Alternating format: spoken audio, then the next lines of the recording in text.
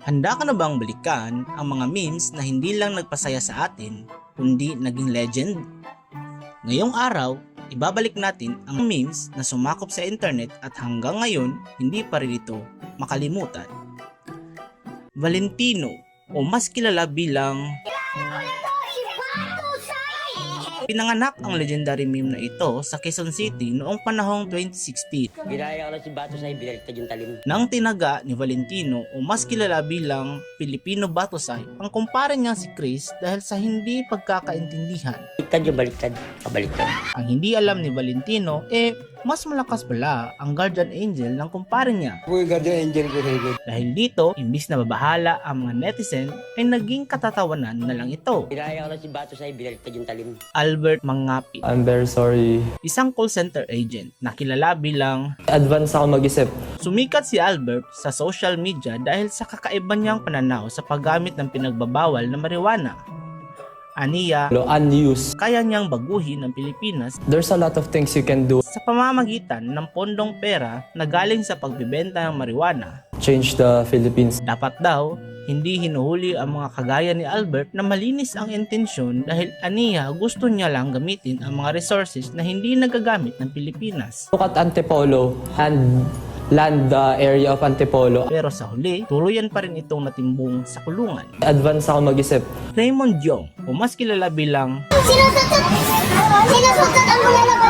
Bulalord. Sinilang ang meme na ito nang minsang nag-order si Raymond sa paborito niyang bulalo. Pare ang bulalo, mga buto-buto, may laman. Ang kaso nga lang, sa bakery naman ito bumili. Sobrang ganda namin. Dahil dito, galit na galit si Bulalord. Bakit ako bibigyan sa noodles? Dahil hindi niya nagustuhan ang cup noodles na binigay sa kanya. Tunay na bulalo. Dito na siya nagsimulang mag-amok. Pare, masakit yan! Ah! Masakit yan! Masakit!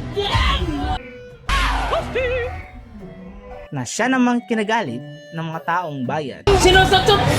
Robert Nucos, o mas kilala bilang Paano masabi? nakilala si Robert dahil sa mga sarcastic o pabalang na mga sagot nito sa mga reporter. Gusto ko kalbo. Dahil dito, imbis na magalit ang mga netizens sa di umano'y krimen na ginawa niya, Kaibigan ko yan. Hindi po. ay naging viral na katatawanan ito dahil sa relatable na mga Pinoy humor. Paano ko naman aminin yun? Viral rin ang taong ito Siguro, umiral siguro yung kadimonyo ng aking kamay, gumalaw. dahil sa lahat ng taong nakulong, siya lang ang bukod tanging masaya. Siya si Eduardo Valencio. Nag-viral siya dahil sa kanyang mahiwagang kamay.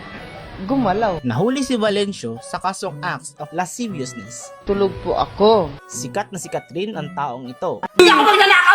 Na yumanig sa mundo ng internet. Siya si Mama Odum. PJ De La Cruz. Nag-viral siya dahil sa kanyang kakaibang sense of humor at pangangatwiran.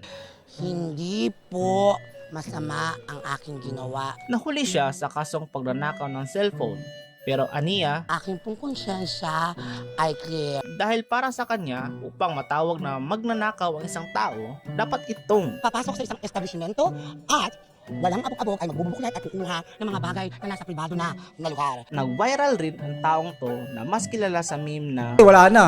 Finish na. siya si Vithoven Del Mar Jr., suspect sa pangloloob ng bahay at aktong panggagahasa. Bago ako ngayon pumasok sa bahay na yun, nakadroga na ako, nakainom na ako. Ito pa ang nakakagulat dahil ang mga hobby niya di umano ay Paglasing ako, talagang tamang manyak ako eh. Talagang hobby ko, mang-rape talaga, mang-rape. sa kabila ng kanyang mga nagawa, nagpapasalamat pa rin ito dahil hindi pa. Hindi pa si Duterte yung nakaupo. Kung si Duterte, wala na, finish na. Susunod naman si Nestor de la Zalde, isang barangay tanod. No comment na po ako dyan. Naging viral rin ito dahil sa walang pag-aatubiling pag-amin sa nagawa niyang krimen. Hindi pa ba sapat yung narinig nyo? Ulit-ulitin ko pa ba? Tumatak din ang kanyang tila pagalit at naiinis na mga sagot sa mga nag-i-interview sa kanya. Ako pumatay. Wala akong kasama. Susunod si John Calumpiano. Duterte, mag-draw tayo! Nag-viral ang taong ito sa paghahamon kay dating Pangulong Rodrigo Duterte ng draw. Bigyan mo ako ng baril! Nahuli siya sa kadahilan ng panunutok ng baril sa kanyang mga kapitbahay. Ba't ako matatakot? Viral rin ang taong ito dahil sa nakakatawang gesture ng mukha nito. Ayusin mo yung mukha mo. Kahit ang mga kapulisan ay tila ba hindi mapigilang matawa sa pinaggagawa ng taong ito. At dito na nga nagtatapos ang ating episode for today's video. Sa mga napag-usapan natin legendary meme, kulungan edition, sino nga ba ang talagang tumatak sa isipan mo